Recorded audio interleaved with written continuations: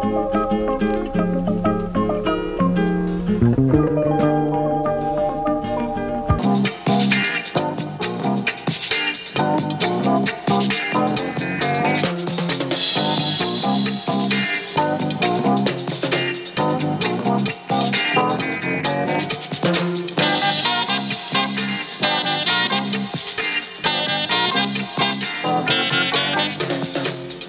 evening. Tonight our guest is Gary Teske, director of the University of Georgia Marching Redcoat Band. We'll be talking about that unit, what's new for this year, and about the halftime shows coming up the rest of the season. Gary, welcome to University News. Thank you very much. Thank you for being with us tonight. Most people don't realize that the marching band is only one unit of a number of musical groups here on the university campus. How many different bands are there? Actually, there are 9 bands altogether. The marching band, the derbies, which is, well, a one-week show. We generally figure about 8.5 hours if we're going to do it the following weekend. If we have 2 weeks to do a show, it usually ends up around 12 hours of rehearsal. Have you seen any examples of the band helping the football team win games this year? Well, I like to think that we do our best to help the Bulldogs every time we can. And this is largely due to the kindness of Coach Dooley and Coach Russell, and their very kind comments towards the band. I think that South Carolina, we probably were a big help to them. I was at Alabama last week for that game. The pep band was there, and they really put out some kind of sense and time and effort. Now it's time to see the band in action. So if we'll roll the film, we'll take a look at a typical University of Georgia halftime show. And what game is this? What are we seeing here?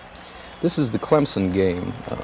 The show was a chorus line, and this was one of what we call our 2.5-day wonders. The band usually comes in on a Wednesday, beginning of each year, and we greet everyone and welcome them to the band, and then we are on to put on both the pregame and halftime the Saturday following that.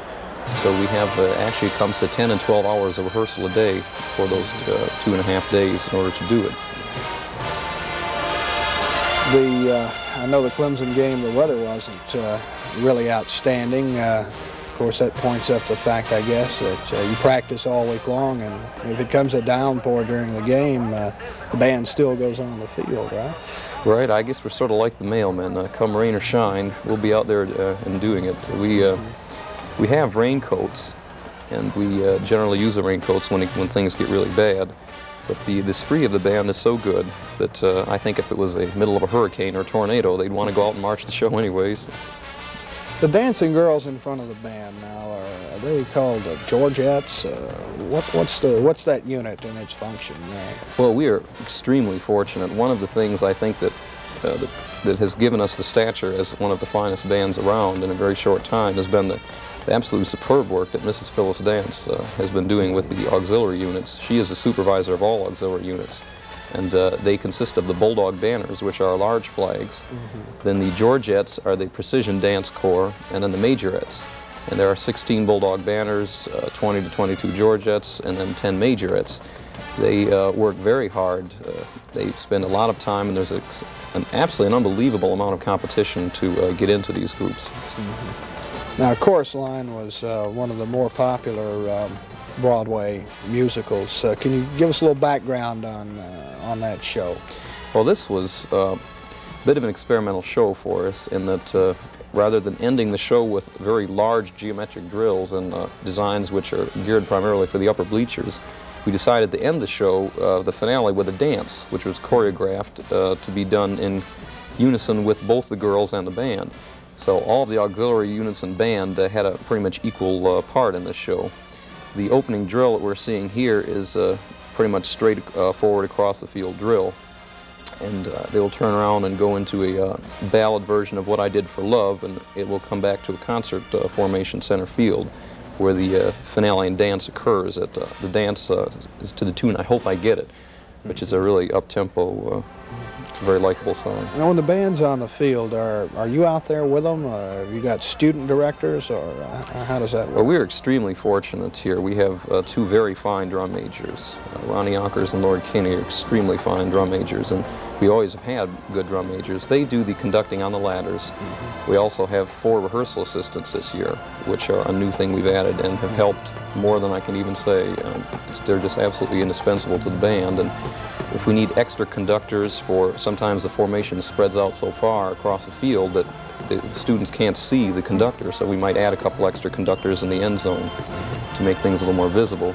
But during the halftime itself, I usually try and crawl up under the press box and get a bird's eye view of the whole thing.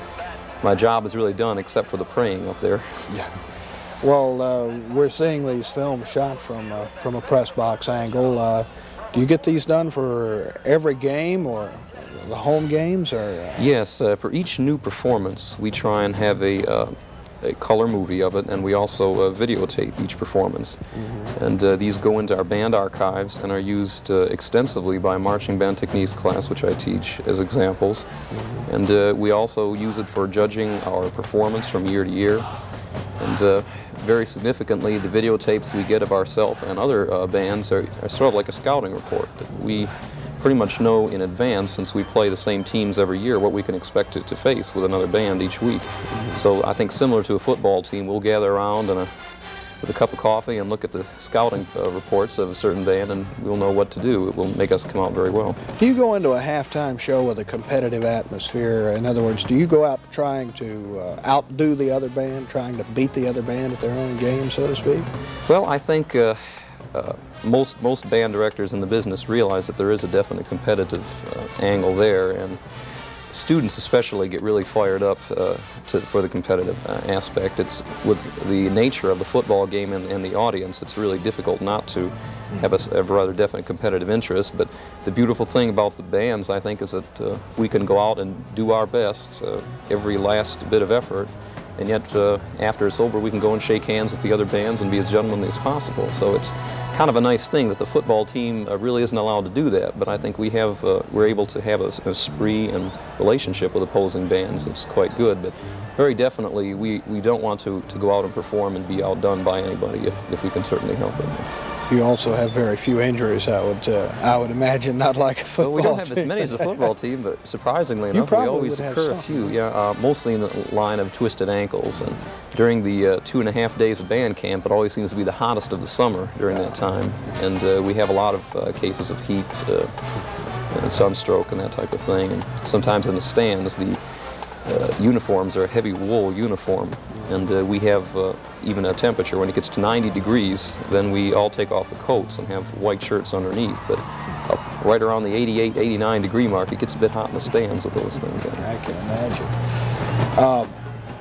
We're taking a look again at the Georgia-Clemson halftime show. It was a chorus line, and the Redcoat Marching Band, for those who may have just joined us. One of the big complaints I've been getting recently about television is that when the Redcoat Band goes to a ball game, folks never get to see them. And I think we ought to explain that television networks are looking for as much money as they can get out of a program, and there are things like these flashbacks that they can put up during halftime. So the band really can't help that, and I know a lot of people are disappointed sometimes when they don't really get to see the Redcoats on TV, but maybe this will make up for it a little bit. Well, we really appreciate it. I can understand the situation the networks are put in, but so generally we gear our performances to the stadium audience, and we're grateful for whatever coverage we can get. Are they into the dance sequence of the show? Yes, this is coming into the finale here, which we termed as one of the world's longest chorus lines, and they were a reprise of What I Did for Love, and this is a choreographed movement with the band and auxiliary corps in unison for the very finale of the show. And following this, there will be a contagion bow, which is a bow in very quick sequence when they actually put their instruments down and put their arms behind the person next to them, so it gives a rather nice bowing effect. And there it goes there. Made it together at the end. Practiced that several times. Looks very nice. And they're back up. Briefly, what's in the works for this week, this halftime show, Georgia versus Ole Miss, and what's in the works for other halftime shows that will be coming up later on in the year? The Ole Miss game this week is going to be a TV cop show. We are going to be using music from several of the very popular police shows, such as SWAT, Cannon, and Streets of San Francisco. And it'll be a lot of very large geometrics, and the ending will be extremely impressive, I think, in that area. Then we have a James Brown show, which will be written with music for him in mind, and he will be appearing with us in person. That will be at Florida. And then we have a rather unusual show, which is going to be dedicated to the Halloween season for Richmond, and there are going to be some really surprise elements. And finally, we have a Six Flags show with a lot of the characters.